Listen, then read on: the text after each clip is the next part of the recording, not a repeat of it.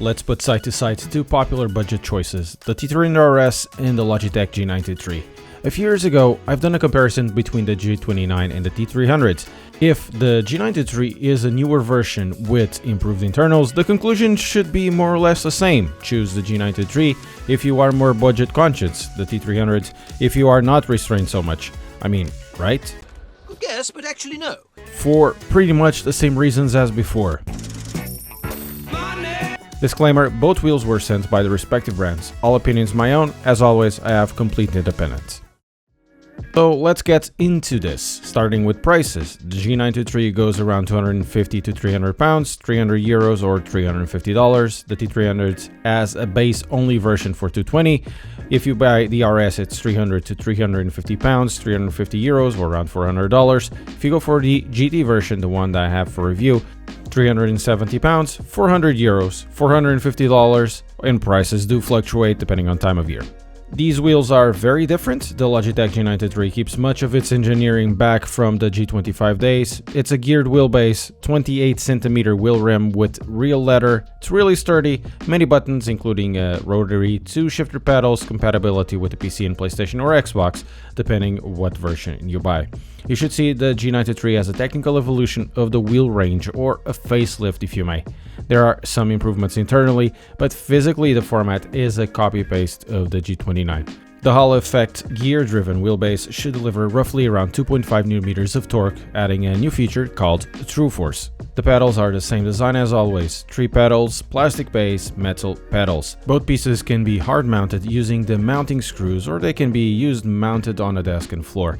The wheelbase has an integrated desk mount, and the pedals can be used in the carpets by deploying spikes or on smooth surfaces with a rubber base. The pedals have very reasonable rates all around for floor, carpet and wheel stand use. It has a happy medium. While they are not big, the pedals are reasonable, well distanced enough for a set of this type, as reasonable as subscribing to the channel. The T300 has two main options, the RS GT version with the GT version of the T3PA pedals, which is the one I was sent for review, and a cheaper version that I've used in the past, the T300RS. The T300 is the PlayStation 3 through 5 compatible version of this wheelbase. There's also an Xbox compatible version called the TX. It's mostly the same with one key difference, namely the RS will do 1080 degrees rotation while the TX 900. For specifications, the T300RS is a PC and PlayStation compatible unit, boasting around 3 to 4 Nm depending on the source. This comes with a belt-driven system, being compatible with the Thrustmaster ecosystem of wheels, shifters, and pedal sets. So that means if you want to run any Thrustmaster add-on wheels currently available, this base will be compatible, so will the TLCM via an RJ cable. To ensure wheel compatibility, there's a quick release, and it's a term that I'm using quite liberally. The wheelbase is a plastic one, fairly wide and quite short in length. Because of the shape, it's not too bad on the rig. The wheel that comes attached is a 28cm wheel with the common PlayStation buttons. It's rubber coated with some dimpling. On the front of the wheelbase there are two R3 and L3 buttons, a switch for PC compatibility. On the back there's the insert for the power lead. The wheelbase itself has a transformer unit, so it makes everything a little more compact. There's the USB-A lead that is not removable, and the RJ cables for the shifter and pedals. The T3PA pedals are a little bit different than the regular ones. The faces are slightly different, with the main change being a wider brake pedal face that cannot be moved side to side. It comes with the conical brake mod that can be attached using a small screw at the bottom. The conical brake mods can be personalized by adjusting the nut at the back. The T300 will feature a slightly higher maximum rotation of 1080 degrees, while the Logitech G923 has a maximum rotation of 900. This means that the T300RS may offer slightly more precision control, but the difference is likely to be negligible for most users. Both of these wheels will offer a variety of customization options, allowing users to adjust the force feedback settings, strength and sensitivity of the pedals, and more. This will allow you to fine-tune your experience to your liking, making it easier to get most out of the gaming sessions. For this, the T300RS uses a driver that you will need to install, while the G923 uses Logitech's own G Suite that is compatible with not only the Logitech wheels, but also with the plethora of mice and keyboards and other appliances. Now for performance, they are very different wheels. The T300RS is clearly superior. The T300 is by some leaps and bounds a smoother wheel with a more precise force feedback. Even if the Logitech G923 gear system has gotten smoother over the years, it won't compare with the T300 at all. Still, these improvements will translate into a faster turning wheel, which is useful in many types of disciplines. The G923, while performing in an inferior way, is not a bad wheel at all, quite the contrary, but side-by-side comparison shows who's the underdog in this department.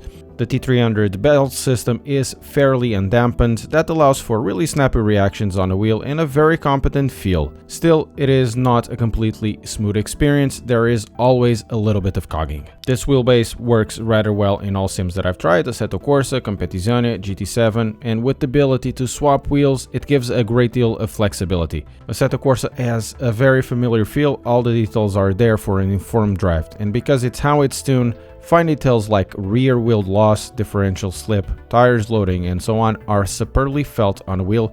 It doesn't really miss a beat in any of the small details. It is not perfect, as sometimes it can feel just a little bit grainy. The G923 in Assetto Corsa has enough detail and force to keep everything in check. You'll get the needed sensations to drive. Curbs, suspension movement, force, all of that. Even after many years, the Logitech system does everything at a decent level. It's really decent with Forza Horizon 5, providing a good level of immersion, making this wheel perfect for entry-level sim racing or especially casual games. It's not bad in Competizione as well, however, if you use True Force in it, it feels kinda silly. The only title that I thought True Force worked rather well was in Gran Turismo 7, where everything meshed really well. However, True Force in this wheelbase feels kind of a gimmick, and if you want to get the true sensations of True Force, it really needs to be on the Logitech Pro wheel set. Going for pedals, it really depends on what you go for. The T300RS base pedals are truly horrible. The RS GT pedals are pretty nice. I like the brake modulation, the force of the rubber, it's precise enough for a potentiometer base pedals. The spring rates are also very decent. On the floor it is usable as the pedal set is easy to use and the springs are soft. On the floor they need to be used without the brake mod, and if you are using them on the floor, make sure you have the pedal set against something heavy. As for the G923 pedals, they do their work. I think for the price of the bundle, it is very hard to find any major flaws. They are precise enough, the spring rates are fantastic, and the brake spring is super nice. They are also very easy to use on the floor and carpet with the spikes.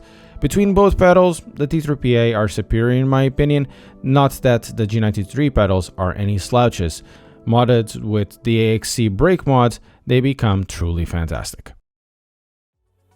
Now let's talk about my conclusions and recommendations. If in the past, in the G29 versus T300, I said that the conclusion was to get whatever you feel like spending because they had a good degree of separation between them in terms of prices, in this case, because the price is so close between the RS GT and the G923, just dish out the extra £50. The T300 was better and continues to be better now. If the price difference in your area is around 100 or more, then it would revert back to whatever you feel like spending. However, there is the elephant in the room, a tiny elephant that is called small form direct drives. Now, they come in bundles and they aren't much more expensive than the RS GT, so check out this review of the CSLDD. And before going, I would like to thank all channel members for your continued support in making this channel a possibility. Thank you so much.